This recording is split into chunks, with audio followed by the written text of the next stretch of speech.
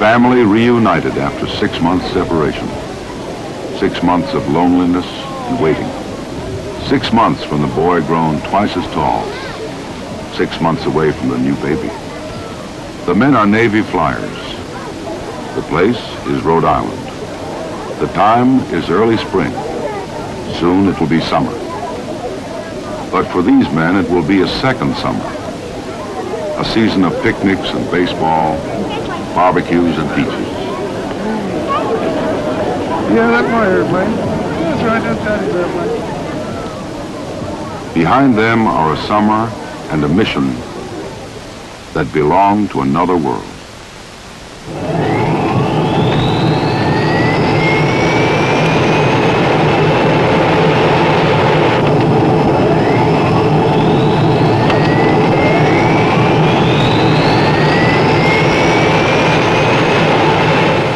Antarctica, the other world, the other summer. For the flyers, the mission began here, at a place called McMurdo, 10,000 miles from home and 850 miles from the bottom of the world. Willie Tower, this is Navy 48320 for taxi. 480 Tower, your code is taxi Kilo 36. Altimeter 2936. Roger, understand, altimeter 2936. Okay, we need a before takeoff check.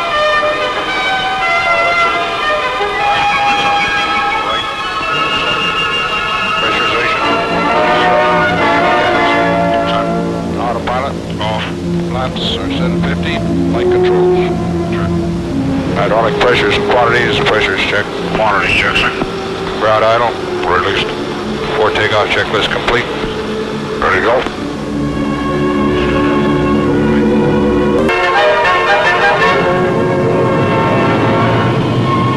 Right to zero sliding.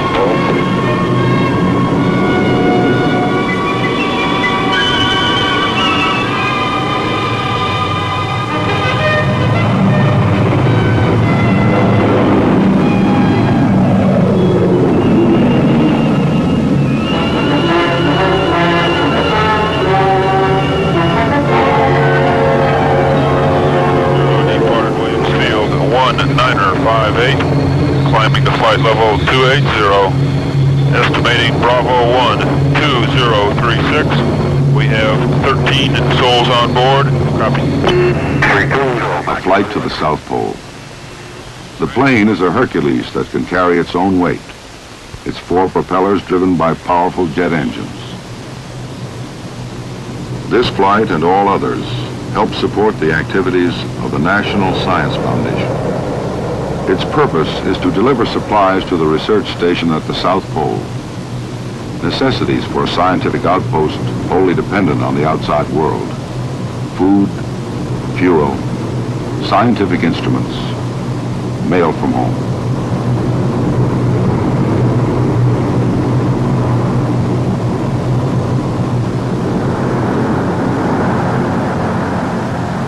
A plane, a place, a job.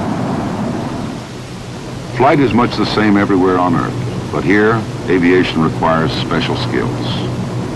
There are few reference points on the blank surface. The human eye cannot be trusted.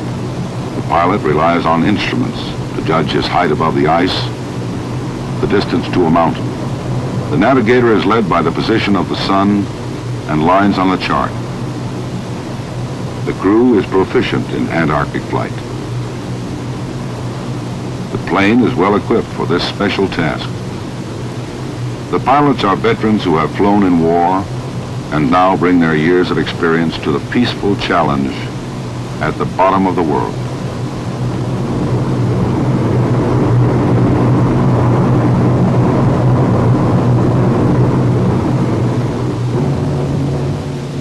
The sun is constant. It is summer in Antarctica, the 6-month day. Morning spans October, Christmas comes at noon. The men call it the season, from September to March. 6 months away from grass and trees, wives and children. Half a year of flying from one white point to another white point. The continent below is covered by a sea of ice thousands of feet thick. There are islands in the sea, chains of mountains 2 miles high. Rivers of ice flow from these mountains, monstrous glaciers, the greatest on Earth, forever inching northward to the oceans. There they break off into huge slabs, great and ancient tables of ice doomed to drift aimlessly with the currents until they dissolve into the sea in which they were born millions of years ago.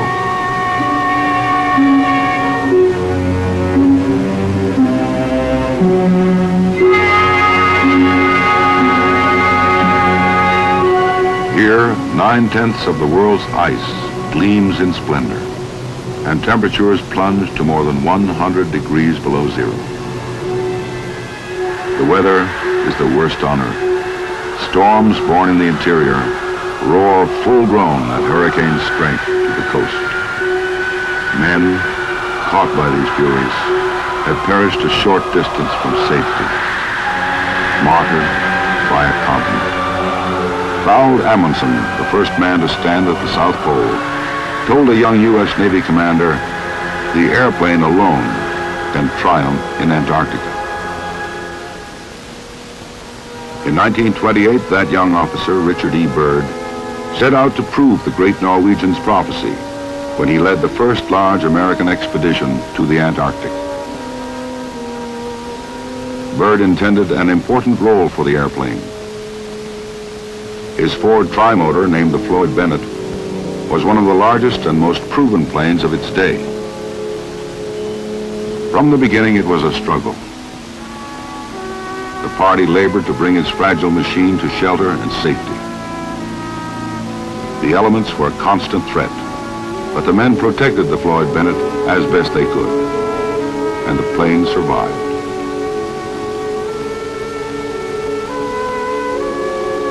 In November 1929, the Floyd Bennett was ready for flight.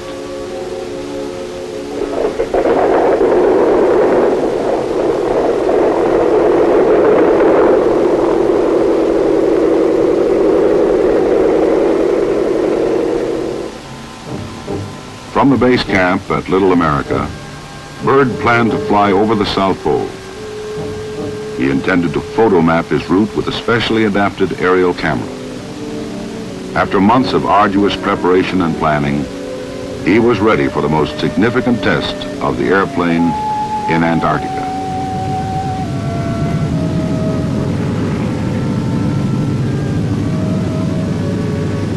On November 29th, Byrd took off from the comparative security of Little America. The anxious party at the base camp followed his progress by radio.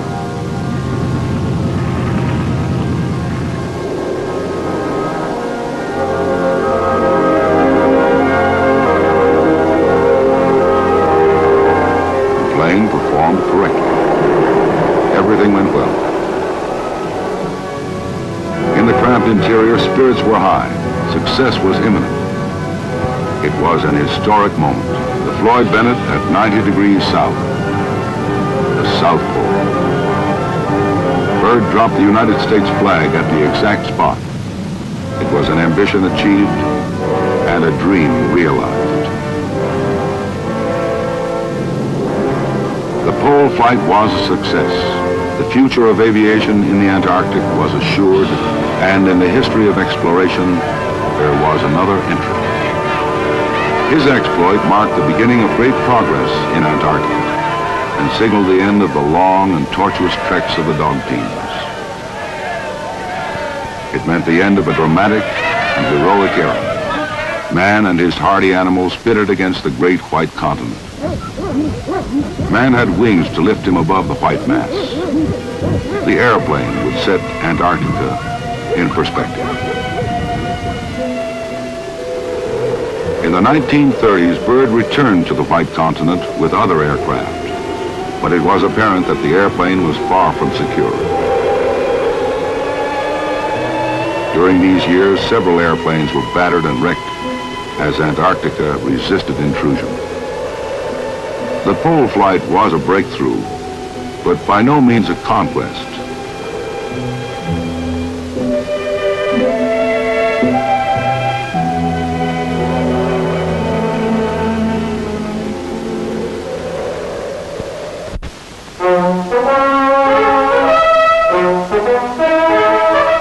A year after World War II, the United States launched its greatest assault on the continent, Operation High Jump.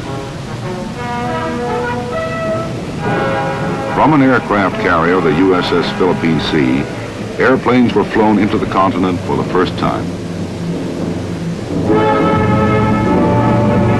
The war had accelerated the advance of aviation. Better equipment and more sophisticated machines were available.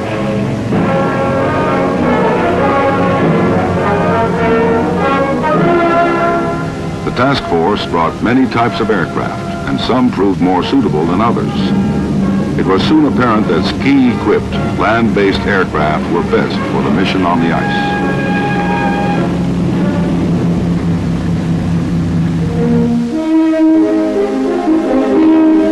The primary objective of High Jump was to photomap a large portion of the continent. Under the supervision of Admiral Byrd, the operation proved highly successful.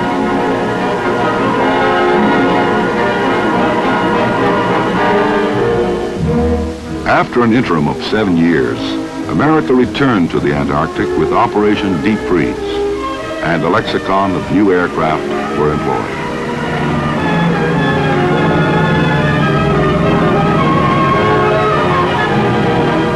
Cruising ranges had increased, and the task of photomapping the vast interior progressed. Aircraft that could take off in a short distance flew into areas previously denied the airplane. Larger planes capable of greater loads transported equipment for new bases. Scheduled flights of personnel, supplies, and mail to Antarctica became a reality. In 1956, the K-Sarah was the first plane to land at the South Pole. Rear Admiral George Dufek had demonstrated that a station could be maintained at the South Pole, supported solely by airplane. It was another advance for Antarctic aviation. But the struggle was far from over. The airplane had not subdued the continent, and Antarctica extracted a terrible price in men and planes. In the first dozen years of Operation Deep Freeze, 22 flyers died in crashes. The effort and sacrifice of naval aviators and the early pioneers smoothed the way for those who followed.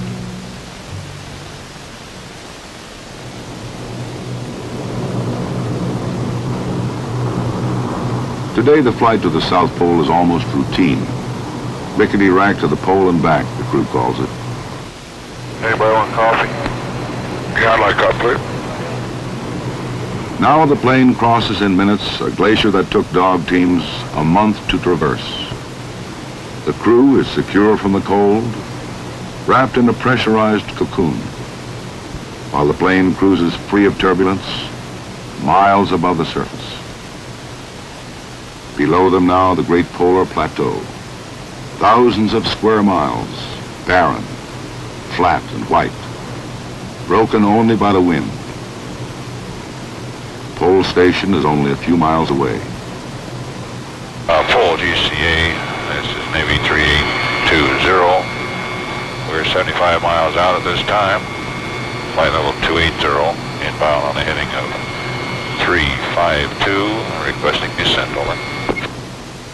320, roger, descend and maintain 11,000. Roger, understand. 11,000. Confirm the altimeter setting, please. The station that straddles the axis of the Earth was built on the surface, but through the years has been drifted over. Only a few emergency shelters, access tunnels, and aerials betray its existence.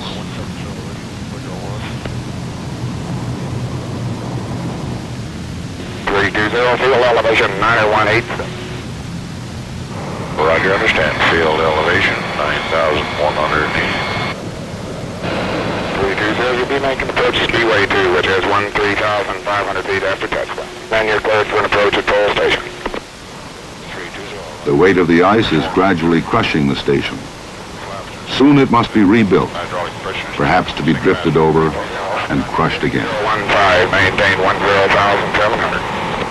Roger, rate to 015, 10,700. Hot mic is on. On. Visual check on nose ski. Nose ski check, sir. 100 flaps to go. Roger.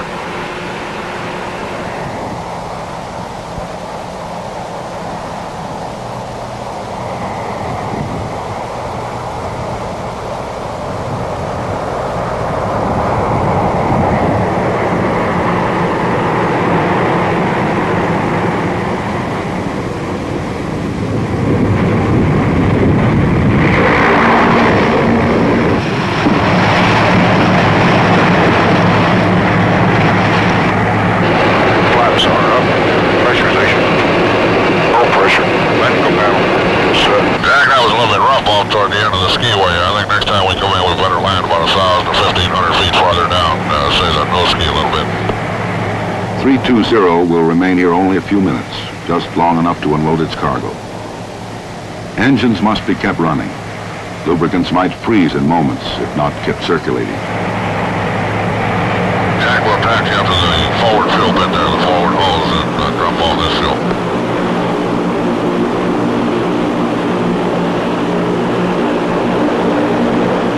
The purpose of this flight is realized. Support of science, the United States Antarctic Research Program of the National Science Foundation.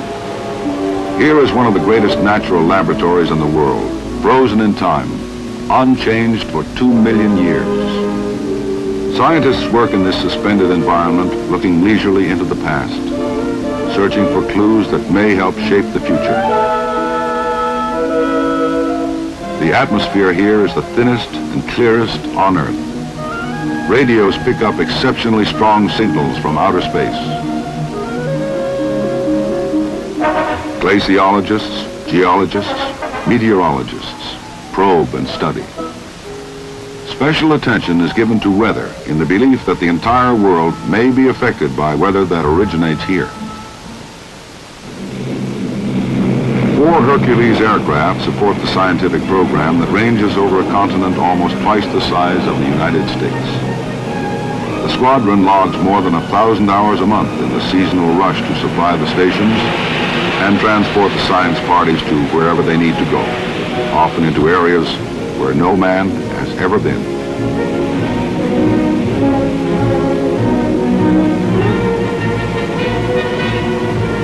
The squadron can transport a completely equipped field party, including food, shelter, instruments, and enough supplies to maintain the party for weeks.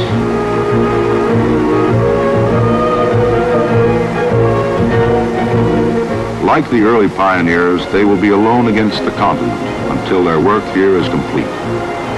Then the airplane that brought life into this area will return to take it back to civilization.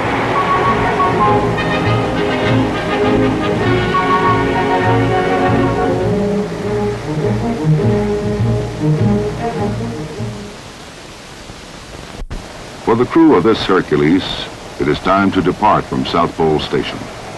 For them, the day's work is nearly done. They are going back to McMurdo, back to another white point. Loadmaster flight, do we have all the backload cargo secured? Are we ready for takeoff? Cargo all tied down and set out for takeoff, sir. Roger. Flaps are up. Hydraulic pressures and quantities. Check. Quantity check, sir. Altimeter set left and right. No.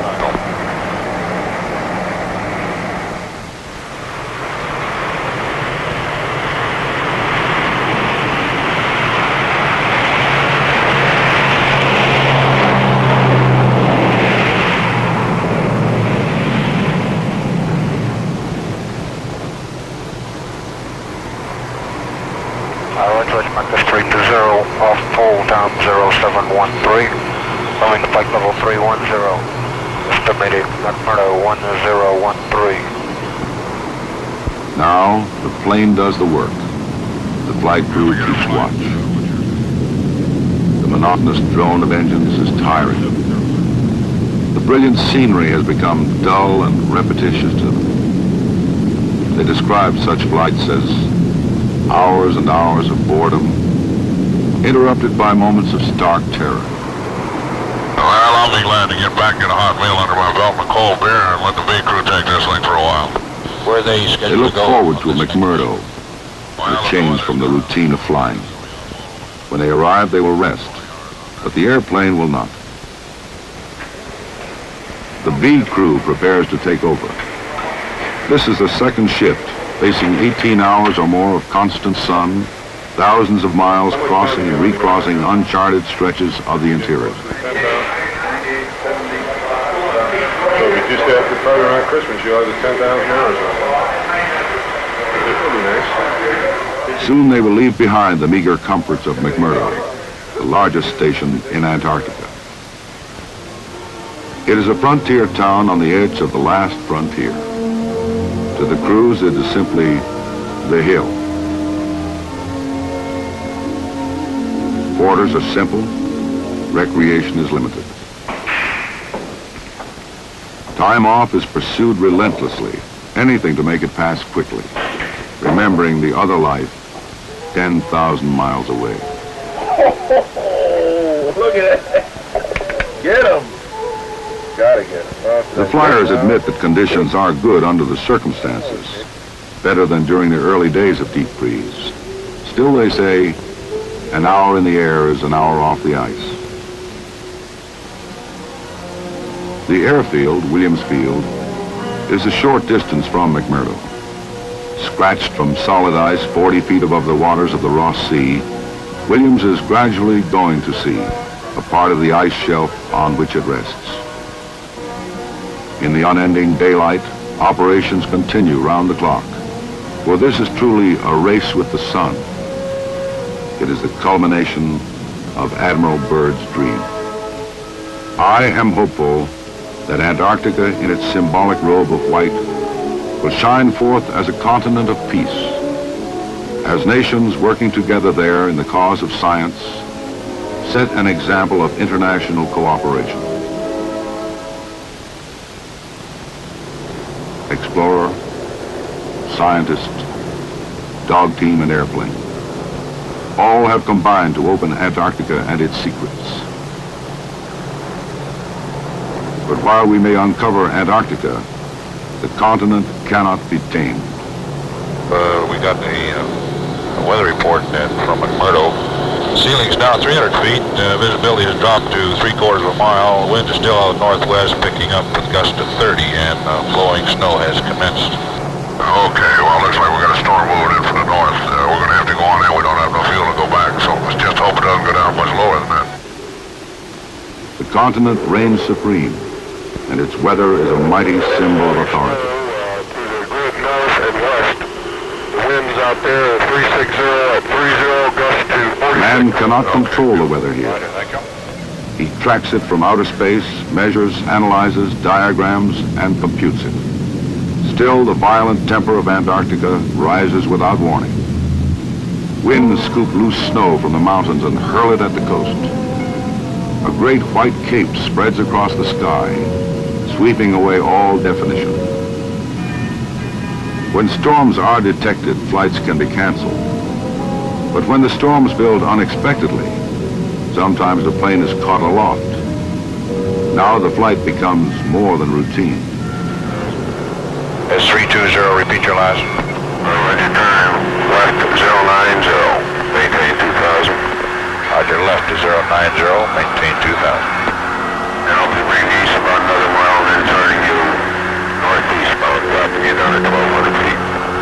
320, understand.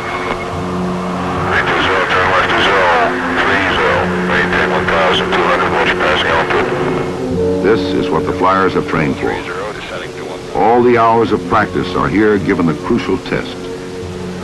Now, the price paid in earlier days by less fortunate aviators is repaid to some degree. 6 miles from touchdown. 1,200 altitude. 030 heading. Turn left to 010. 010, no heading. 1,200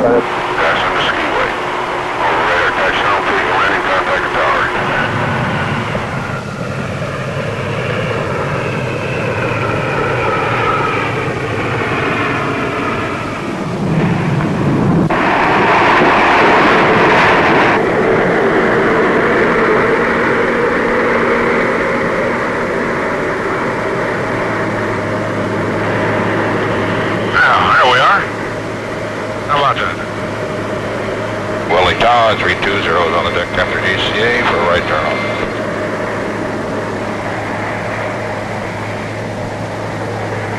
And so the flight is over. Their mission for the day is done.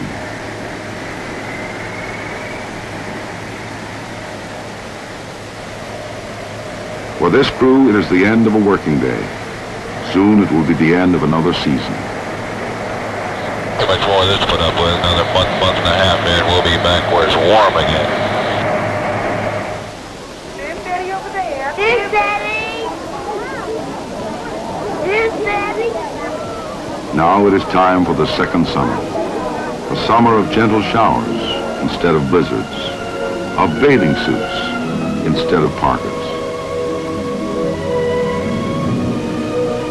When the sun returns in the Antarctic, the squadron will return. The white continent will be unchanged.